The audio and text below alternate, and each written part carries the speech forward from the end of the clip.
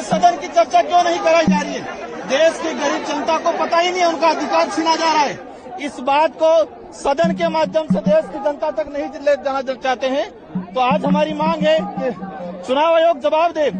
चुनाव आयोग अपनी वेबसाइट से डाटा उठा रहा है। चुनाव आयोग को जो आईटी लगा रहा है, आईटी का जवाब नहीं दे रहा है। चुनाव आयोग अपनी जिम्मेदारी से क्यों भाग रहा है? चुनाव आयोग ने ये भी कहा है कि पीपल्स रिप्रेजेंटेशन एक्ट में जो नाम बाहर हुए हैं उन्हें बताने का कोई प्रावधान नहीं है। क्यों नहीं बता रहे किसका, अगर इस व्यक्ति का नाम हटाया है क्यों हटाया है? क्यों? शरद पवार जी की धक्का मुक्की में भी तबीयत खराब हुई है। कई बुजुर्ग सांसदों की धक्का मुक्की में इंडिया अलायंस के सारे सांसद चाहते हैं कि हम शांतिपूर्वक चुनाव आयोग के सामने जाके धरना दें। इस लोकतंत्र के अंदर धरना देना कोई गलत नहीं है, अधिकार है आम नागरिक का।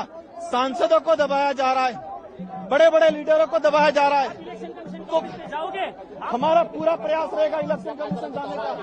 हत्या करने का काम कर रही है सरकार। पूरे देश के साथ खिलवाड़ किया जा रहा है।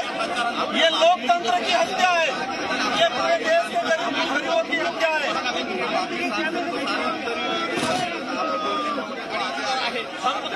हम इस देश के आम नागरिकों की जो लड़ाई है, आप सबकी लड़ाई है।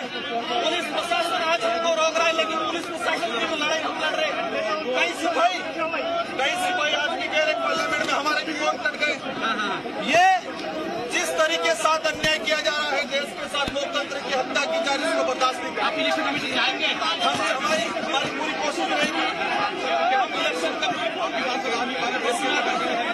पुलिस प्रशासन सबको रोकने का प्रयास कर रहा है। कई बुजुर्ग सांसद पीछे घायल हो चुके हैं, घायल हो गए, कई सांसद घायल हो गए।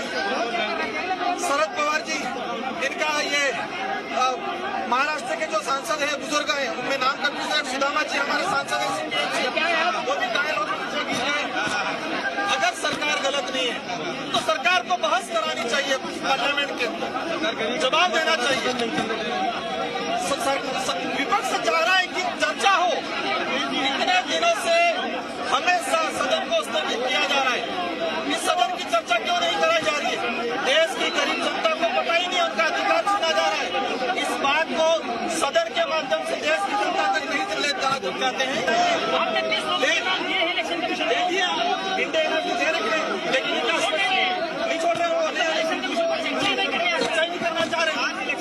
आज जिस तरह से देश की आम जनता को गुमराह किया जा रहा है, लाखों की संख्या में भी बिहार में वोट काटे गए। हमारे राजस्थान के अंदर भी सर्कुलर जारी कर दिया गया है।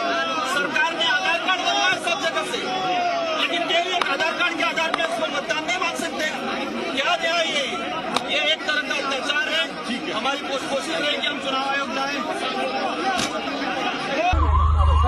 पुलिस हम को चुनाव आयोग में ले जा रही है, चुनाव आयोग के अधिकारियों से बात कराने के लिए। আমরা বলছি আমাদের সবাইকে 300 এমপিদের ইলেকশন কমিশন নিয়ে যাচ্ছে, তো সবাই আছে এই ভ্যানে, ইলেকশন আমি আছি।